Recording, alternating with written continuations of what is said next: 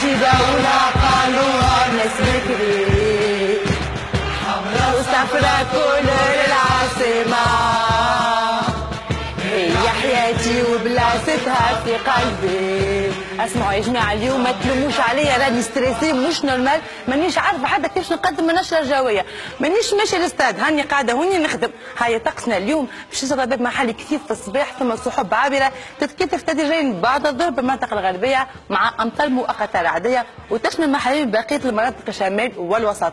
الريح من القطاع الشمالي بالشمال ومن القطاع الجنوبي بالوسط وجنوب قويه نسبيه فقويه من 40 ل 60 كم في الساعه قرب السواحل الشماليه والضعيفه فمعتدله من 15 ل 30 كم في الساعه ببقيه الجهات. اما البحر مضطرب فشديد الاضطراب بالشمال وقليل الاضطراب فمضطرب ببقيه السواحل. تتراوح السخانه لليوم عامه بين 12 16 درجه بالشمال 10 و24 بالوسط و9 درجات و20 درجه بالجنوب. درجه الحراره المتوقعه لليوم باش تتراوح بين 14 29 تونس بنزرت 14 26 درجه 15 و23 نابل زغوان 14 و29 درجه بيجا 11 و27 درجه 10 و23 سليانه جندوب 11 و27 درجه والكيف 8 و26 درجه.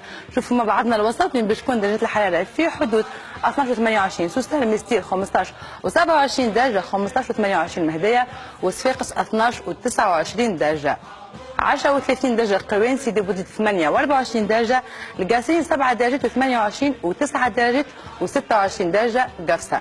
نعم نطلع على الجنوب باش تكون درجه الحراره في حدود 11 26 قابس مدنين 17 و26 درجه 14 31 تطاوين قبلي 12 و25 درجه وتوزر 11 و25 درجه. ايا يا ولاد ما غير ما نوصيكم المباركي الخنيسي الغيلين نعرفكم تجيبوها يا ولاد وان شاء الله الكوب دافريك باسي باب سويقه ونحب نختمها بجمله معبره والعب يا تراجي ان شاء الله زينه. كنت معكم رمله مباشره من استديو خليل القروي بلادس. تشاو تشاو.